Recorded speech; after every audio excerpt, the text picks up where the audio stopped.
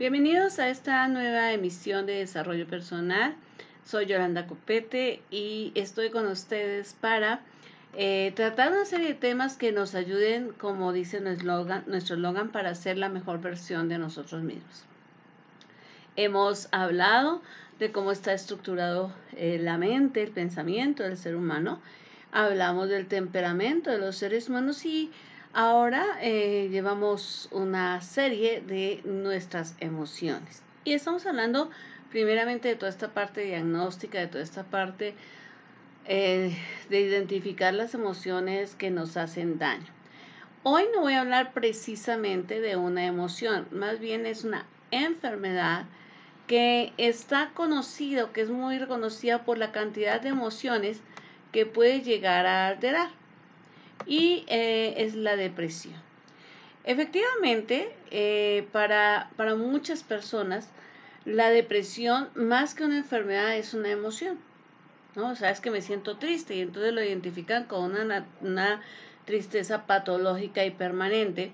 Y sí, como vamos a ir conociendo la depresión un poco más a fondo, pues vamos a darnos cuenta de una serie de elementos, ¿no? Pero quisiera comenzar diciéndoles que en realidad la depresión es más que una simple emoción, ¿sí? Es una enfermedad.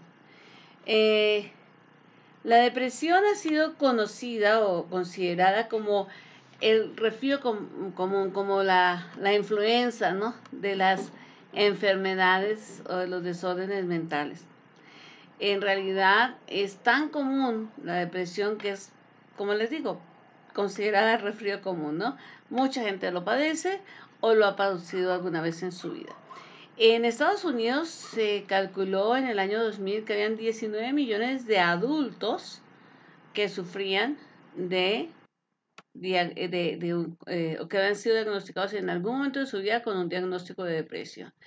Eh, el 2.3 de la población en niños en Estados Unidos en ese mismo año era considerada una población infantil con depresión, y el 8.3 de adolescentes en ese mismo año se registraban como adolescentes que habían tenido o tenían un diagnóstico de depresión. Entonces, imagínense las cifras tan alarmantes, ¿no? Bueno, usted me dirá, bueno, no estamos en Estados Unidos, efectivamente estamos en México, y pues aquí las estadísticas hasta ahora las estamos aprendiendo a manejar.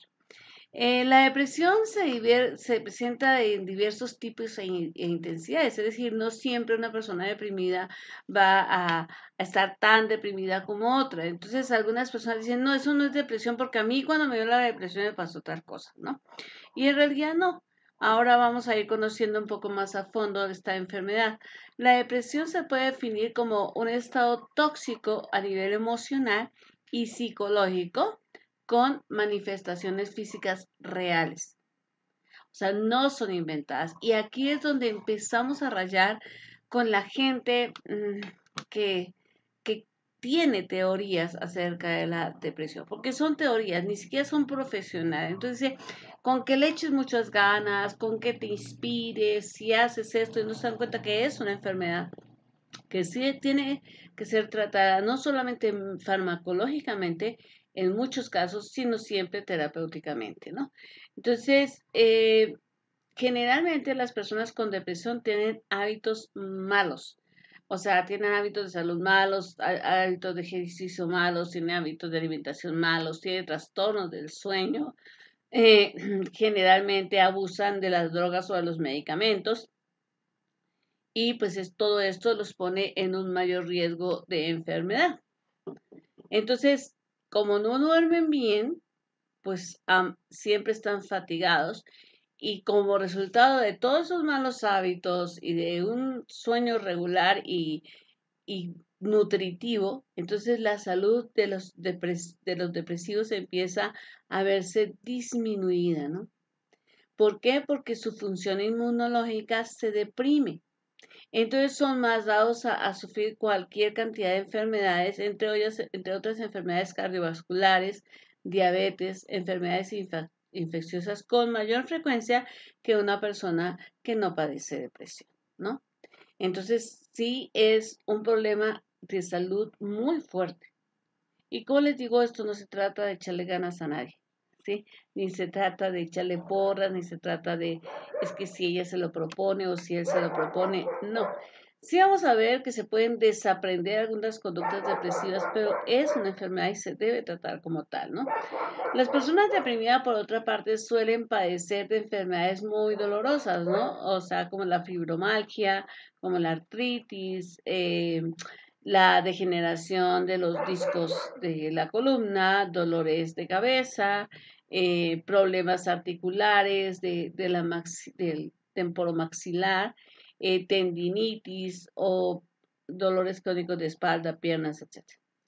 Entonces son personas que realmente sufren. Las personas deprimidas no solamente sufren en su estado emocional, sino que su salud se deteriora y pues con esta característica de vida pues no es fácil, ¿no? El dolor, cuando lo padece cualquier persona, aumenta la presión sanguínea. Y si así sucede, pues quiero decirles que no es fácil. No es fácil porque la verdad padecer padecer esta enfermedad emocional y sumarle enfermedades físicas y enfermedades que son dolorosas, pues aún pintan un panorama peor. Entonces hoy vamos a empezar viendo la relación que existe entre la depresión y las enfermedades.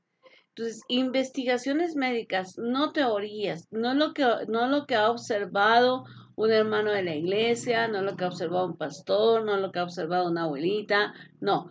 Investigaciones médicas serias han demostrado el vínculo entre la depresión y la enfermedad. Y hoy vamos a ir viendo algunas de estas relaciones. Por ejemplo, la depresión versus las enfermedades cardíacas. Entonces, en un estudio que duró 13 años, ¿sí? Se logró llegar a la conclusión de que las personas que padecían depresión severa tenían 4,5 veces más riesgo de sufrir un ataque cardíaco en comparación con quienes no lo padecían. Imagínate, 4,5 veces un riesgo mayor. Eso es alarmante.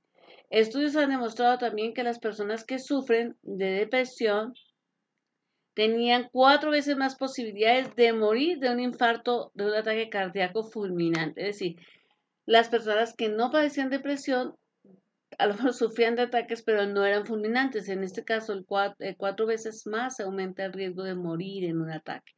2 veces más de sufrir un primer ataque cardíaco, aunque los síntomas de la depresión no hubieran sido leves, ¿no?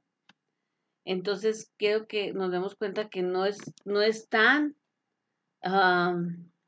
no es tan fácil decir tienes depresión y tienes una buena salud. O sea, solamente está en tus emociones esta enfermedad. Con relación a la depresión y a la osteoporosis, investigaciones también han demostrado que la depresión aumenta el riesgo de sufrir osteoporosis. La osteoporosis, como sabemos, es el debilitamiento de los huesos por pérdida de minerales. Y tanto la depresión pasada como la depresión presente se asocian a esa disminución en la densidad mineral ósea, especialmente de las mujeres. Entonces, no es solamente, o sea, y claro, si tú y yo conocemos la Biblia, recordamos esta aseveración de David cuando dice, mientras callé se envejecieron mis huesos, y es esto, ¿no? Mientras que yo me estuve muriendo en la angustia, mientras que no pude decirte auxilio Dios, mientras no pude sanar mis emociones, pues mis huesos estaban a punto de quebrarse, ¿no? Así que no es cualquier cosa la depresión. Ahora, hay enfermedades tan crueles como el cáncer que también están ligadas a la depresión. Casi todos los seres humanos desarrollamos células cancerígenas en nuestro cuerpo, pero la mayoría no llegamos a tener cáncer. ¿Por qué? Porque hay un fenómeno, un proceso que se llama la apoptosis, que hace que se eliminen no solamente las células cancerígenas, sino cualquier otra toxina en nuestro cuerpo. Mediante este proceso se saca lo malo, lo que está enfermito. Entonces la apoptosis es la principal manera que tiene el cuerpo de defenderse de las células cancerígenas. Y en la depresión se reduce la actividad de contra estas células asesinas, ¿ves? Entonces se reduce este procedimiento, lo cual hace muy difícil para el cuerpo destruir o eliminar esas células cancerígenas, ¿ves? Entonces, digamos que una persona deprimida es una persona que puede llegar a sufrir con más facilidad cáncer. ¿Por qué? Porque este proceso de eliminación de células cancerígenas está afectado, no está bien. Por esto la depresión se puede convertir en un acelerante del cáncer. Entonces, si lo vemos así, la depresión no es algo aislado y yo tengo que insistir mucho en eso porque yo en mi consultorio recibo a muchísima gente con depresión, a muchísima gente. Es, digamos, de 10 casos que reciba, por lo menos 8 tienen, si no como diagnóstico principal la depresión, por lo menos en una parte del diagnóstico sí está. Entonces tú dices, ¿en serio? Ahora, hay problemas, por ejemplo, hay casos de terapia de pareja donde de repente estás trabajando con la pareja y te das cuenta que uno de sus hijos está deprimido por todo el cuadro que ellos mismos están dibujando. Entonces tienes que decir auxilio, o sea, tenemos que hacer algo con respecto a este joven o este niño, ¿no? Ahora, la depresión está relacionada con el suicidio. Ahí como ven en su diapositiva nos dicen desafortunadamente la depresión puede llevar a un riesgo mayor de las conductas suicidas, en especial en niños y en adolescentes. Por eso es que un niño que es sometido a un bullying o un joven que es sometido a bullying, una de sus principales salidas es el suicidio, porque no es en sí mismo que el bullying lo lleve al suicidio, sino que el bullying lo hace deprimirse y la depresión desarrolla las conductas suicidas. Más del 90% de quienes se suicidan tienen un desorden mental, comúnmente en forma de depresión o de abuso de drogas. Entonces imagínense, el 90% de las personas que se suicidan o abusaban de drogas o tenían depresión, o las dos cosas. Entonces es algo preocupante. Se suicidan 4 veces más varones que mujeres, aunque las mujeres hacen muchos más intentos suicidas, pero lo que sucede es que la mujer generalmente toma pastillas o incluso venenos y pueden ser pues más fácilmente rescatadas. Los hombres toman eh, formas de suicidio más drásticas como el ahorcamiento o como las armas y entonces pues su muerte es casi inmediata. Entonces, realmente tenemos que darnos cuenta que la depresión es algo de qué preocuparse. Y por eso les decía, no es una emoción en sí misma, pero la tengo que considerar dentro de la parte de las emociones que matan, porque realmente la depresión mata y la depresión tiene muchas emociones envueltas, es como un salpicón, una ensalada de emociones negativas revueltas. Quisiera mostrarles una especie de espiral descendente que no frena, se da y que es difícil de parar. Como sucede con el estrés y la enfermedad de la depresión, la enfermedad puede crear una espiral descendente, es decir, el estrés te lleva a una espiral descendente, la depresión te lleva a una espiral descendente, pero trenza esas dos cosas y la propia enfermedad X, el cáncer, la osteoporosis, lo que sea, nos puede también llevar a una espiral descendente, es decir, algo de lo cual no podemos salir y que va hacia abajo, y las personas lo describen de esto parece no tener fondo. Las personas que sufren enfermedades como por ejemplo la apoplejía, ¿no? O cáncer, o enfermedades cardíacas, o diabetes, o cualquier otra enfermedad crónica o muy dolorosa, por muy largo tiempo se debilitan, se cansan, se hartan. Y es que imagínate esto, o sea, la persona está enferma y la familia tiene un enfermo en casa. Entonces, aquellos que trabajan ya no pueden trabajar lo mismo o tiene uno que retirarse. Entonces, el enfermo empieza a darse cuenta que él está creando un caos, ¿sí?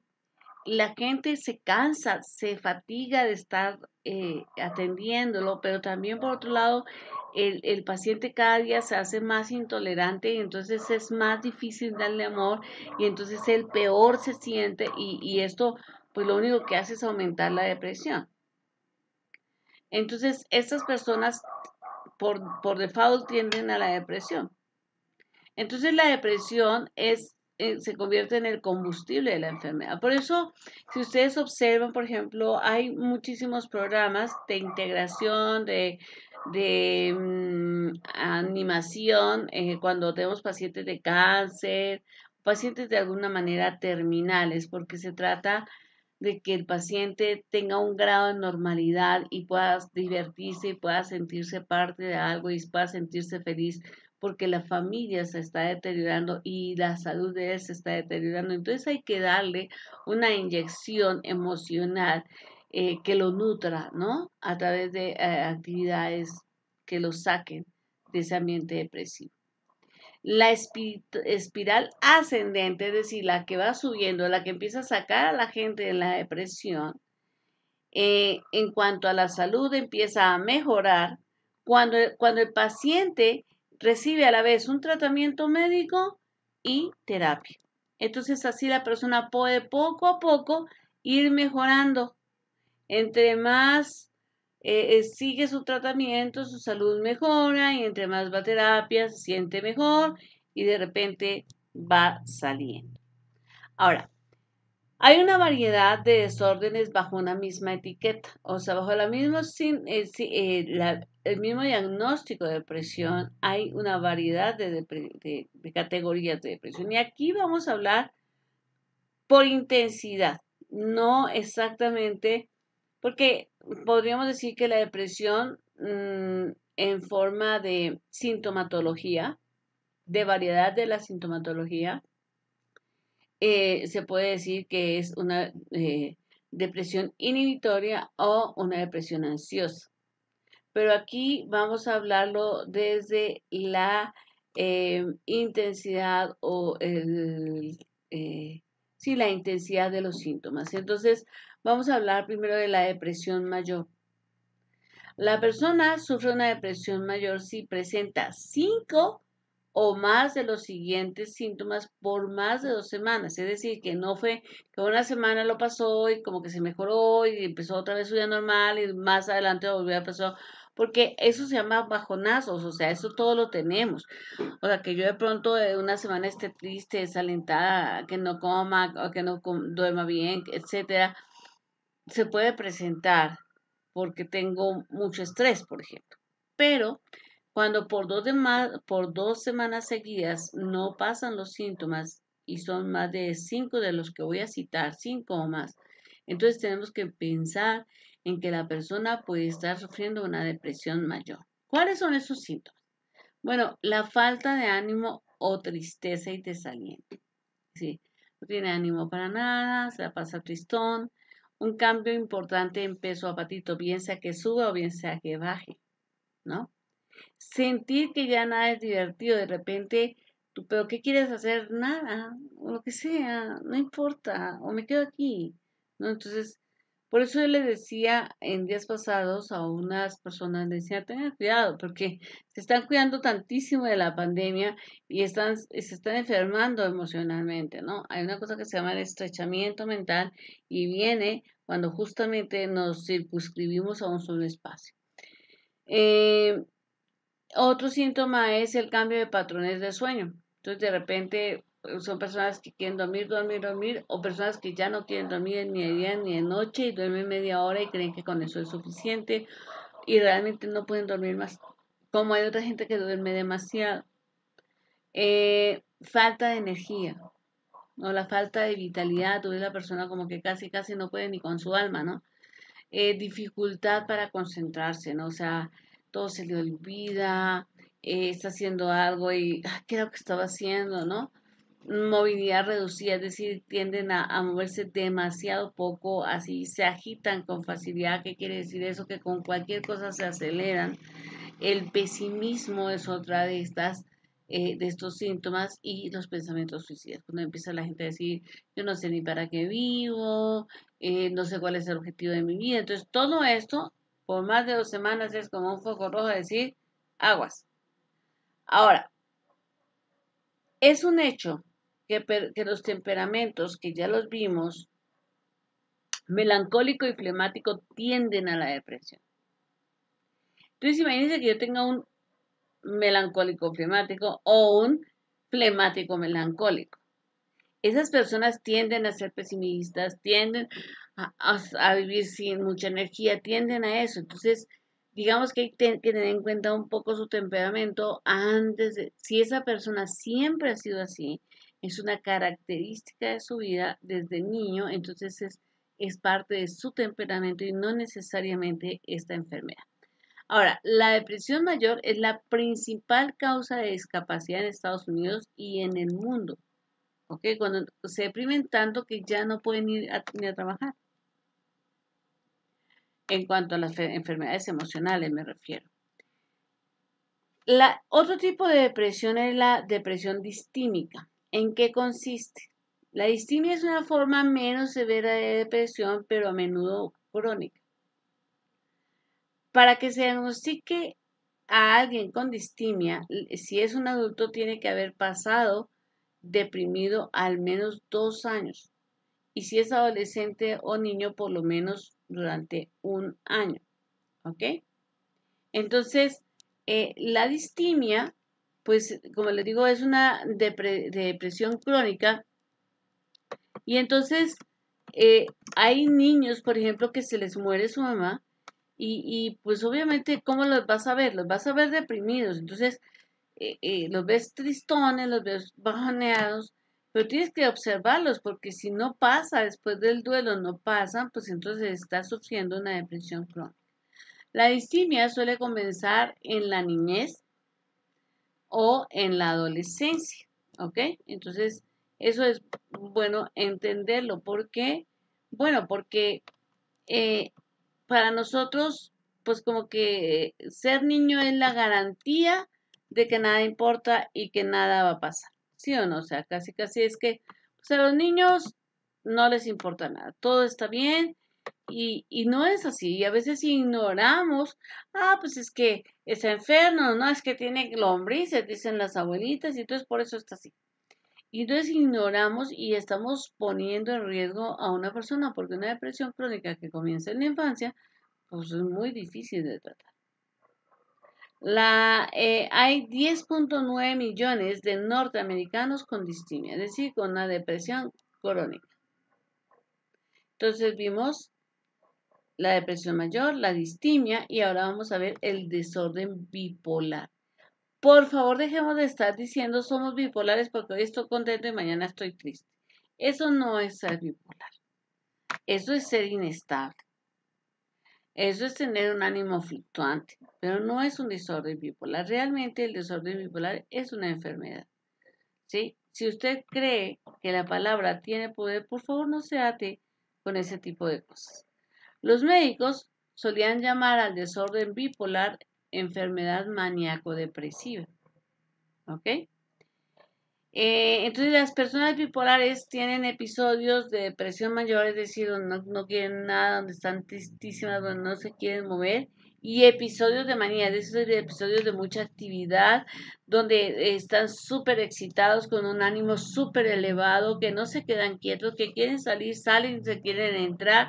Entonces es terrible porque esta pobre persona tratar farmacológicamente un desorden bipolar requiere que el paciente y la familia del paciente sean bastante sistemáticos con el medicamento porque se necesita mantener un balance en los neurotransmisores neuronales para que no haya picos tan altos entre la parte maníaca y la parte depresiva. Entonces, esto requiere un diagnóstico. Sí, la oración es poderosa. Creo que Dios sana, pero Dios también sana a través de las medicinas y de los médicos. Estas pobres personas viven súper acelerados y en muchos episodios presentan pensamientos aceleradísimos, o sea, no traen, o sea, hasta confusiones de pensamientos porque un pensamiento alcanza al otro, ¿no? Traen problemas de concentración, se distraen fácilmente, traen el pulso acelerado, se están siempre interrumpiendo todas las actividades de su vida, viven realmente mal. Entonces, por eso, recuerden, la enfermedad es diferente, ¿sí? A, a un síndrome. El síndrome no tiene cura. El síndrome se tratan las características y se ayuda a hacer, se dan tratamientos paliativos, pero en la enfermedad sí hay un tratamiento y sí puede haber una cura. Entonces, por eso es importante que entendamos que no es simplemente con que oremos, que no es simplemente con que la persona la unjamos, que no es simplemente con... Todo eso es válido. Yo soy personalmente, y ustedes lo saben, la mayoría, soy pastora y soy cristiana y creo en el poder de Dios y he visto el poder de Dios sanando cáncer, sanando, levantando personas muertas. Yo he visto personas resucitar. Yo conozco el poder de Dios y no lo niego. Haría mal en negarlo, pero quiero que entiendan que con esto no se juega. Si usted tiene un paciente con cáncer, usted no deja de darle los medicamentos que le dan simplemente porque oraron por el enfermo del cáncer. Es igual a depresión. No es una enfermedad de poca monta, por favor. Ahora, veamos qué no es la depresión. La depresión no es una fantasía, porque hay hombres que le dicen a su esposa que está deprimida, es que te lo imaginas, es que si tú no pensaras que estás deprimida, entonces no estás deprimida. Eso no es una fantasía. La depresión no es algo que yo me imagino, es algo que es real, ¿ok? Y que para salir de ella, para desbloquear, para desaprender, para tomar conductas diferentes, necesito apoyo muchas veces de medicamento y necesito apoyo de terapéutico siempre. La depresión tampoco es un bajón de ánimo ocasional. O sea, el hecho de que yo, por ejemplo, pierda mi trabajo y me ponga triste, no quiere decir que estoy deprimida, quiere decir que estoy triste. Entonces hay gente que dice, no, mire, cuando yo perdí mi trabajo, pues sí, estuve triste una semana, pero después dije, no, vámonos a lo que sigue. Claro, usted pudo hacer eso porque usted estaba triste, no estaba deprimido. No podemos simplemente ir por el mundo pensando que yo soy la norma, o que mi mamá, o que un familiar mío, o que el caso que yo conozco es la norma. La depresión tampoco es una forma de llamar la atención. Porque hay gente que dice, no, es que te pones así para llamar la atención. Yo tengo una paciente que tiene una depresión crónica y es una mujer linda, hermosa, yo la amo porque es una persona que de veras le ha puesto muchas ganas a su vida.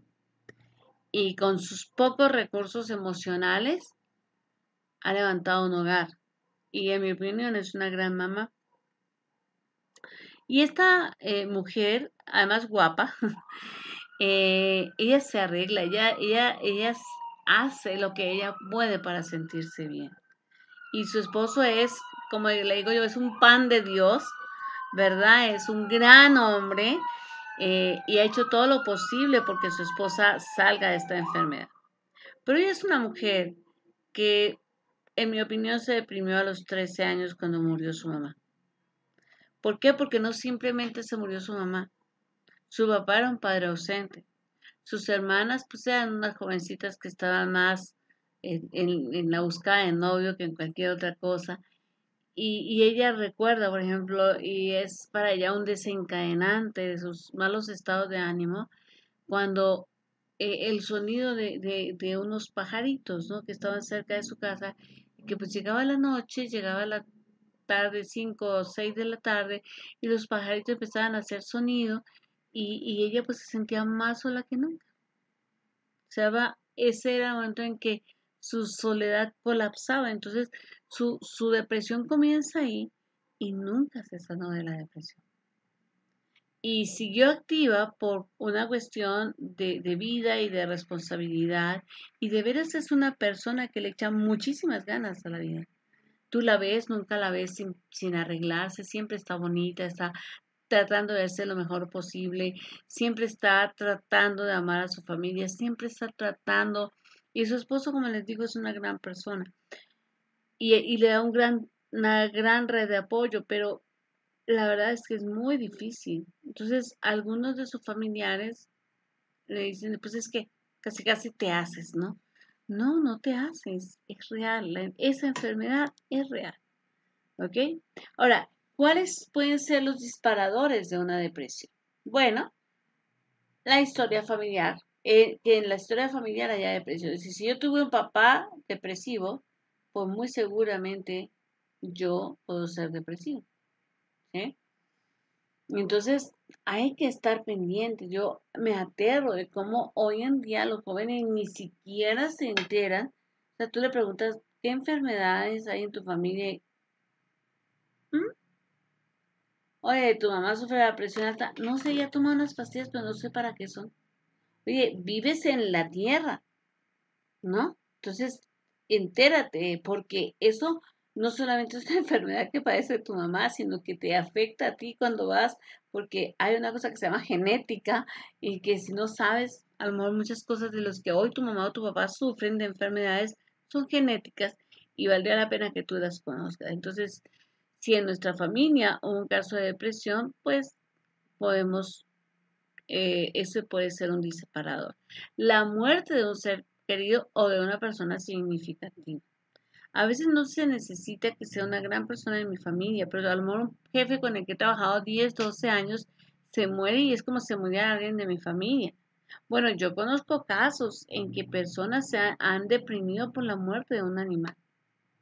Y es que imagínese, si usted no tiene hijos o si sus hijos ya crecieron, nadie lo quiere en su casa y el único que le mueve la cola es el perro, ¿sí? Y su perro es la ensoñación completa y se le muere su perro, es como si se muriera alguien de la familia.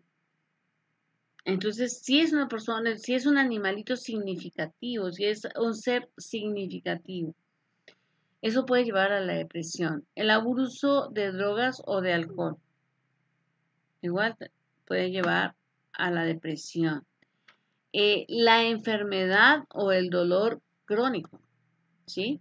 La enfermedad o el dolor crónico pueden llevar a la depresión por la sensación de incapacidad que tiene la persona, por la limitación. O sea, imagínense un hombre, por ejemplo, que todos los días salió a trabajar por 40 años, que siempre fue fuerte y que de repente empieza a sentir que ya no puede moverse porque su columna lo está matando. Entonces, no es solamente el dolor lo que le está atormentando, sino que ha perdido una capacidad y entonces se puede deprimir. Además de que muchos medicamentos eh, llevan el riesgo de que la persona sufra depresión, por favor, lea las contraindicaciones o los efectos secundarios de los medicamentos. El abuso en la infancia, cualquier tipo de abuso, el abuso económico, el abuso emocional, el abuso sexual, cualquier tipo de abuso puede llevar a sufrir depresión. Ser hijo de hogares divorciados o de padres abusadores o padres adictos. Podemos vivir una depresión crónica porque siempre estuvimos cuidando a los padres que eran los adictos. O padres que siempre estuvieron pegando, burlándose, haciendo bromas, poniendo apodos, o sea, y eso se le parece chistoso, pero eso al final es agresión. O otro disparador es una crisis por pérdida, ¿no? O sea, pérdida de un trabajo, la pérdida de un coche, la pérdida de una casa, eh, la ruptura con un ser amado, ¿no? Pueden llevar a, a la depresión. Se pueden convertir en un disparador de la depresión. Y una crisis por evento traumático. Por ejemplo, ver morir a los padres en un accidente automovilístico, causar un accidente automovilístico o ser testigo. Yo les decía que hace, hace ya muchos años, hace 35 años, por lo menos, 35, 34 años, hubo una erupción de un volcán en Colombia mm, y, y había un pueblito que estaba muy cerca, era el Nevado del Ruiz y había un pueblito que estaba muy cerca y que se llama Barmero. Eh, el volcán era una montaña que era un nevado. Entonces, cuando viene la erupción, pues viene, sale toda la lava y empieza a derretir toda esta cantidad de nieve y se viene barro, nieve, árboles, todo, se viene y cae sobre el pueblo y sepulta el pueblo, o sea, eran miles de muertos. O sea, la ciudad, el pueblito quedó destruido. Había una niña que se llamaba Omaira. La niña quedó prensada de la cintura hacia abajo y, y pues, o sea, agarrada con cosas allá, con pedazos de casa, ¿no? No se sabía que la estaba prensando, no había manera de sacarla y se endureció aquella lava, o sea, como un cemento. No había manera de sacarla sin que muriera, entonces la niña le dijo al rescatista de la Cruz Roja que estaba con ella, le dijo, por favor, yo sé que voy a morir. Solo te pido que no te vayas hasta que yo me muera. Dame la mano y hablemos hasta que yo me muera. Y el rescatista se quedó todo el tiempo. Esa fotografía dio la vuelta al mundo del hombre agarrando la mano a la niña y hablando con ella. Y pasaron varias horas. Un año después de esta tragedia, ya cuando se iba a cumplir un año de la tragedia, el rescatista se suicidó. No pudo superar este evento traumático. Y son personas especializadas en rescate y especializadas en tragedias, pero hay tragedias que marcan tu vida. Entonces, eso puede verse un acelerador, un disparador de la depresión. Hoy vamos a hablar, ya habíamos tocado el estrés, recordemos, en sesiones pasadas dijimos pues que el estrés sube, o sea, cuando estoy estresado se sube el nivel de cortisol y se sube la adrenalina y ya vimos una cantidad de efectos negativos, pero hoy quiero hablar del estrés y la depresión crónica. La depresión no solamente dispara al estrés, o sea, si yo estoy deprimido, con facilidad me voy a estresar, sino que además el estrés crónico es uno de los más potentes indicadores de depresión. Es decir, si una persona la ve usted completamente estresada cada ratito o casi siempre está estresada, entonces tú puedes decir, esta persona está deprimida.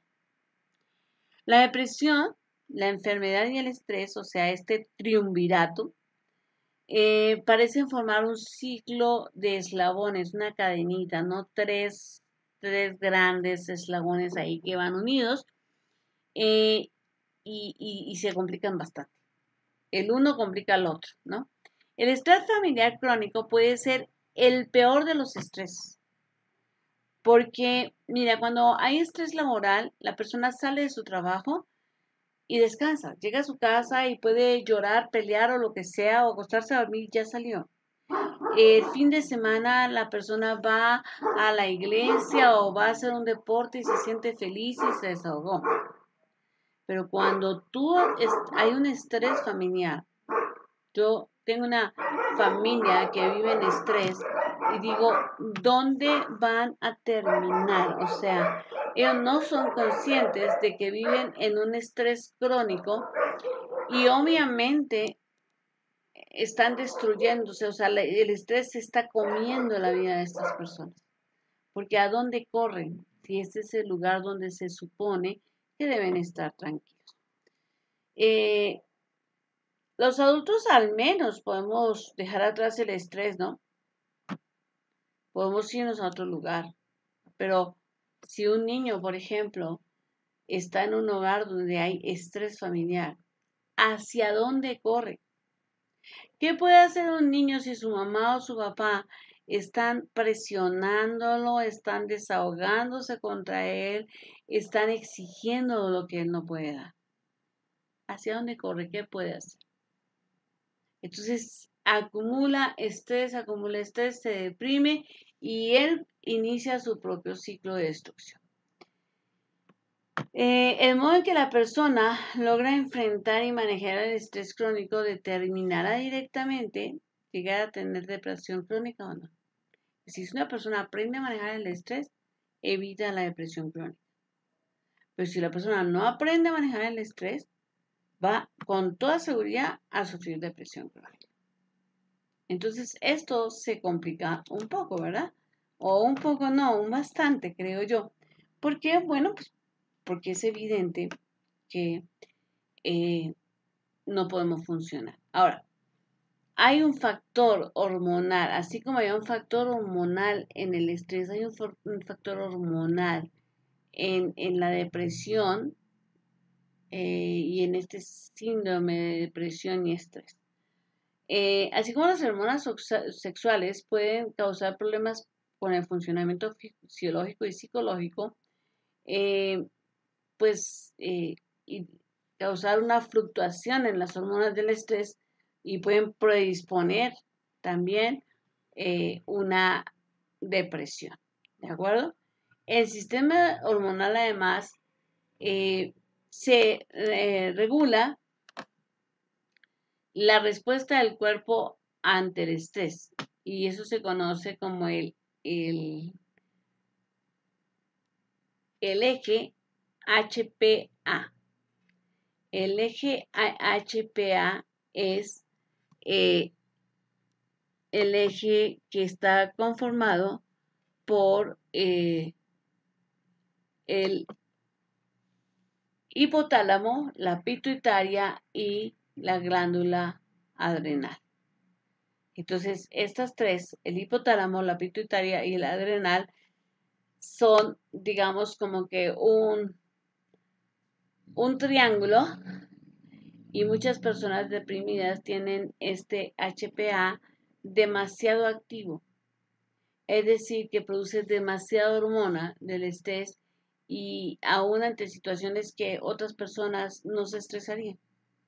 Entonces tú le dices a una persona que tiene esta aceleración de estas del hipotálamo, de la pituitaria y de la adrenal súper acelerados, tú le dices, oye, pásame el periódico y eso ya la estresó, ¿no? La persona está, no sé, haciendo las quesadillas y tú le dices, pásame el periódico y ya se estresó.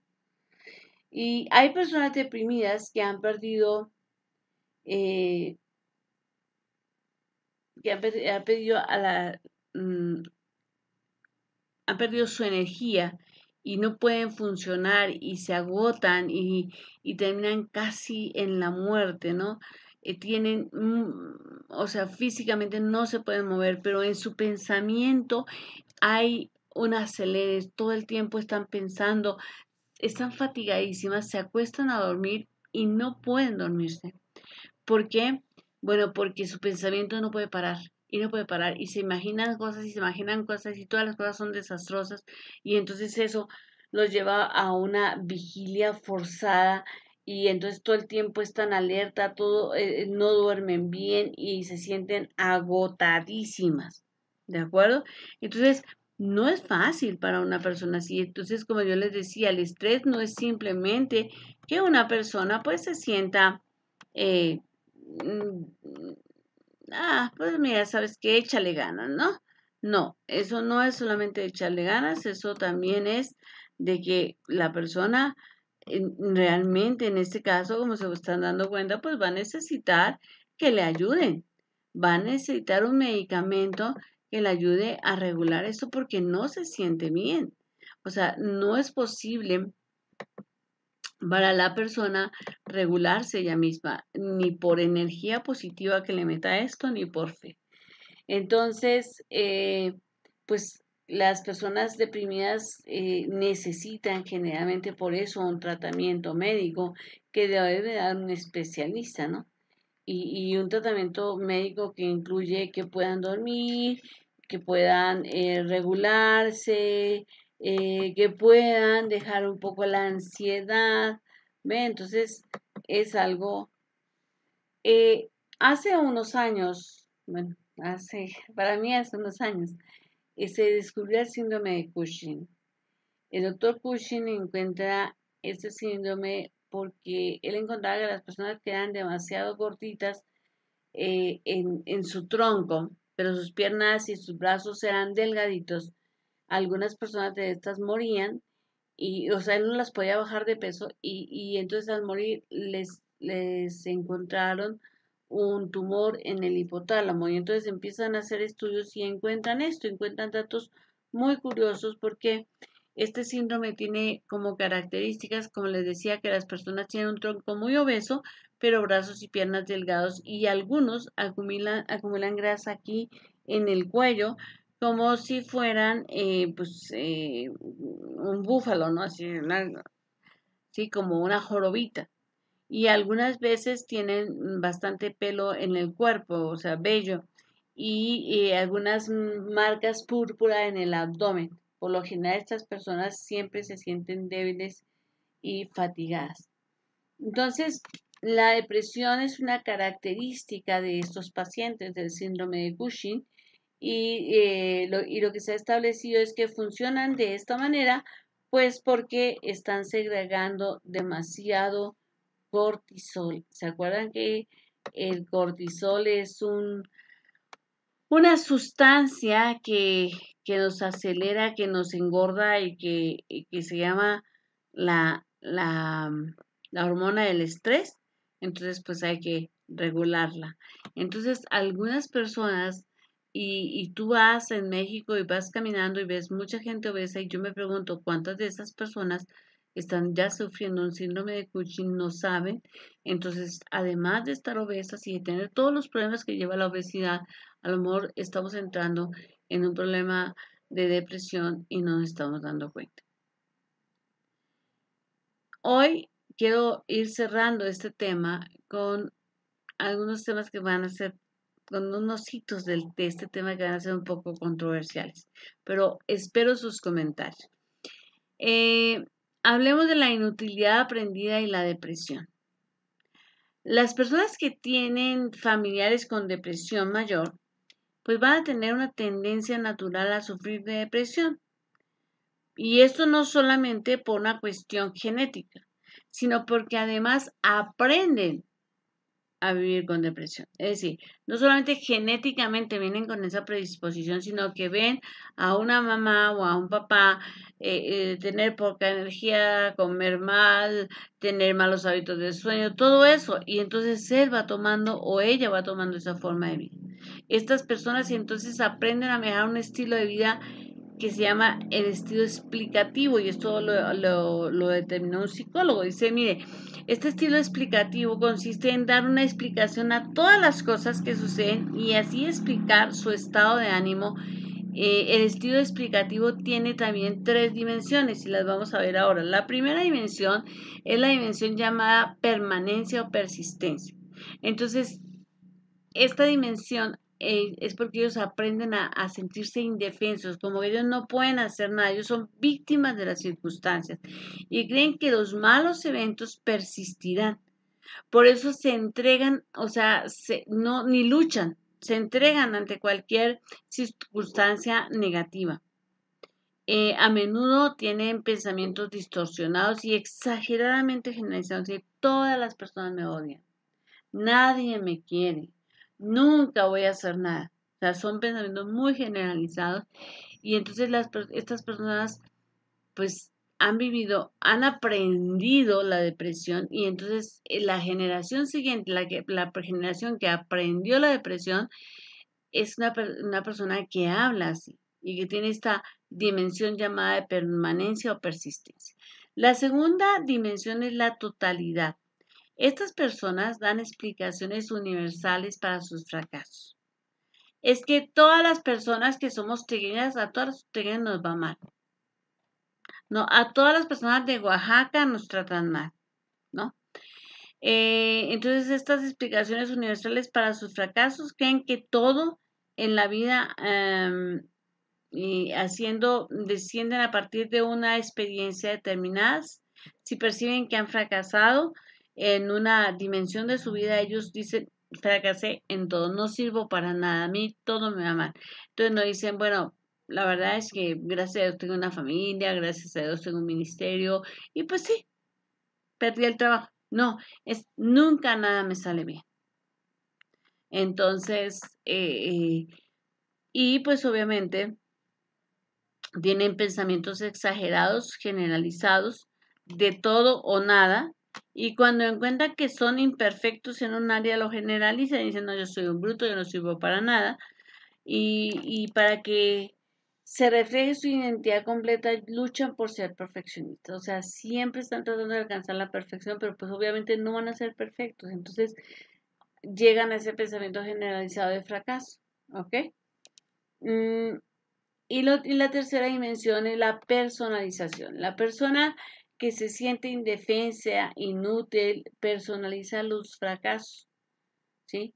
Quizás se culpe por las consecuencias de un evento sobre el que él no tenía ningún control.